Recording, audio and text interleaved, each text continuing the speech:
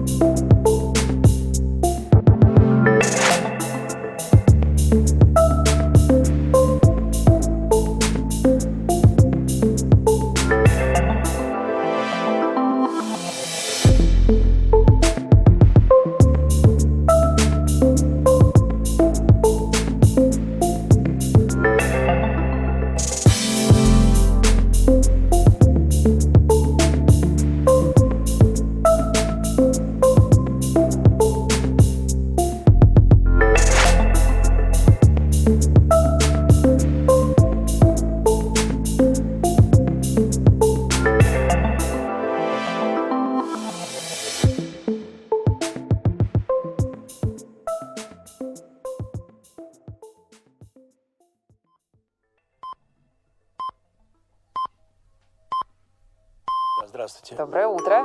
Рады вам. У нас в студии гость, архитектор, первый заместитель директора архитектурного бюро «Остоженка» Андрей Гнездилов. Здравствуйте. Здравствуйте. Обсуждаем архитектуру московскую. С чего все начиналось и к чему все идет. Тем более, что вы, в общем, стояли у истоков.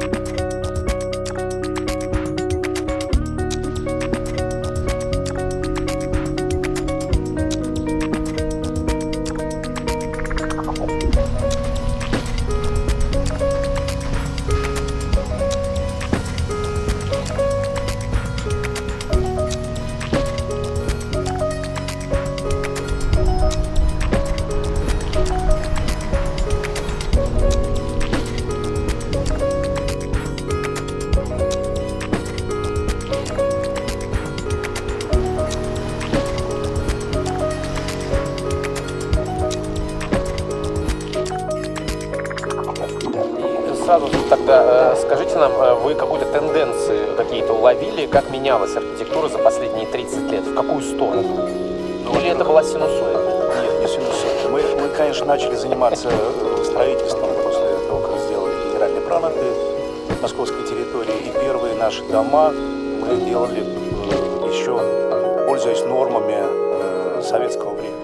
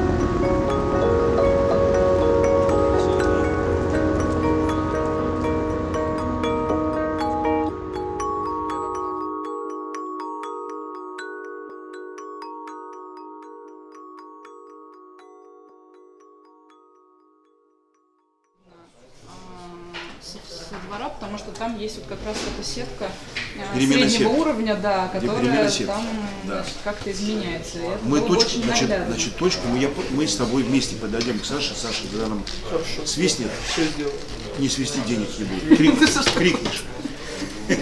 Сначала мы развивались здесь была такая очень домашняя атмосфера, потому что была дирекция Остоженки, а мы были генеральные проектировщики Остоженки. Поэтому примерно там лет 7 заказчики приходили просто из дирекции к нам, как к проектному бюро. И мы, в общем, вели эту проектную работу.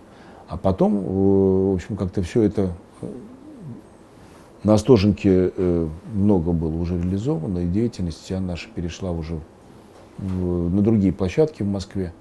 Мы как бы вышли в космос из этой такой, из детского сада перешли, в общем, в какую-то другую группу. И оказались, в общем, в свободном мире, свободной конкуренции, где, в общем, мы уже стали соревноваться с другими проектными бюро. На самом деле история Остоженки — это история, во многом история нашей страны, история недвижимости, вот, девелопмента в такой в постсоветской Москве, потому что мы все это прошли и все это почувствовали на себе.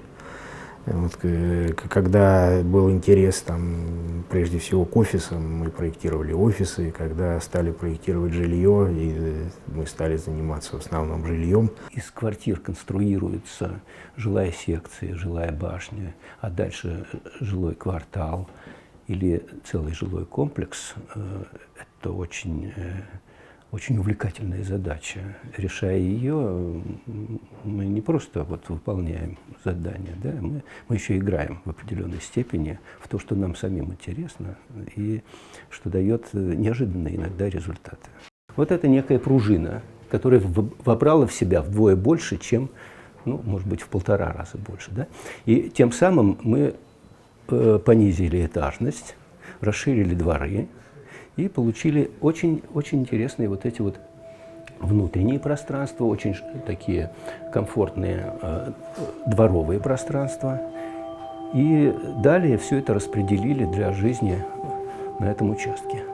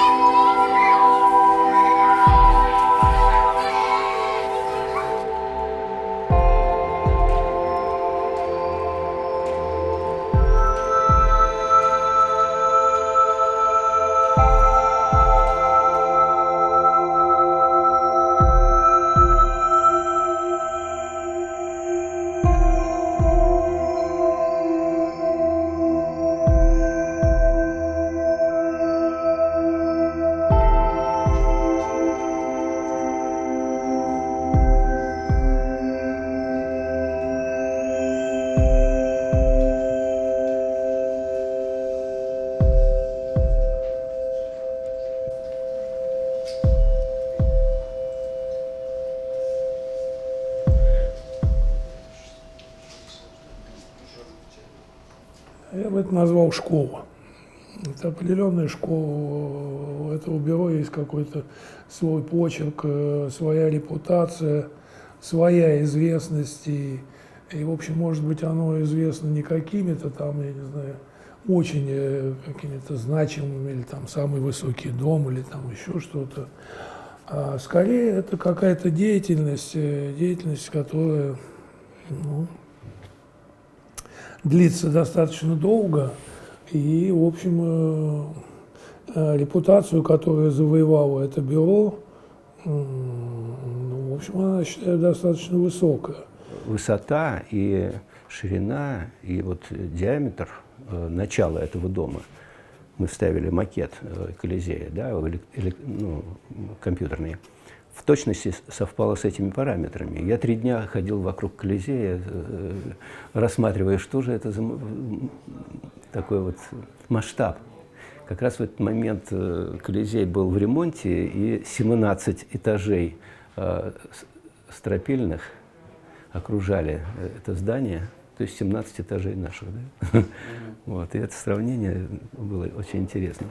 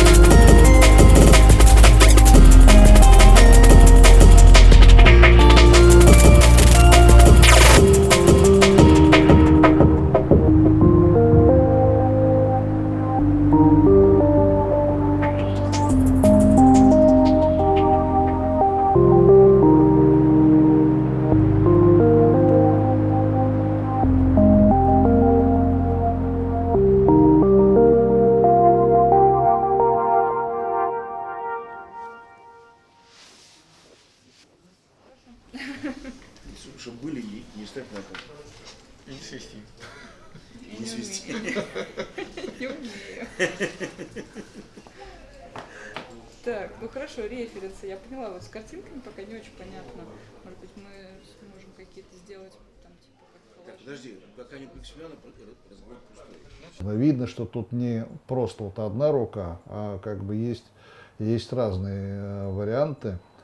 Вот, и немножко все по-разному себе представляют, как надо делать, и так и делают. Опять же, потому что нет никакого здесь насилия.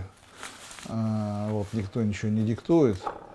Так это и является нашей отличительной особенностью и сильной стороной. Тут сразу два. Сначала появился этот, и он уже воспринял факт существования там костела как местной такой достопримечательности. Он сразу сработал с ним в пару. То есть на эту ось костела нанизалось еще одно здание, которое пропускает как бы этот вид, эту картинку.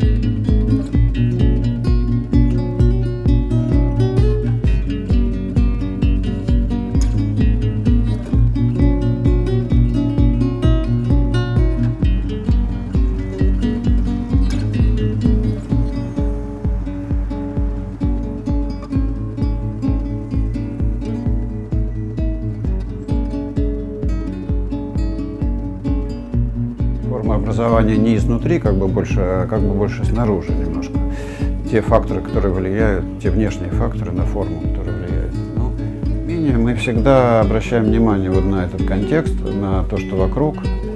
Просто посчастливилось погрузиться в небольшой коллектив под руководством Александра Андреевича Скокана. В этот коллектив вошли мы с Раисой Баишевой и Дима Гусев. 30 лет, что само по себе является большим человеческим достижением. Помимо того, что там это бюро спроектировало, построило, сделало там, и так далее, и так далее.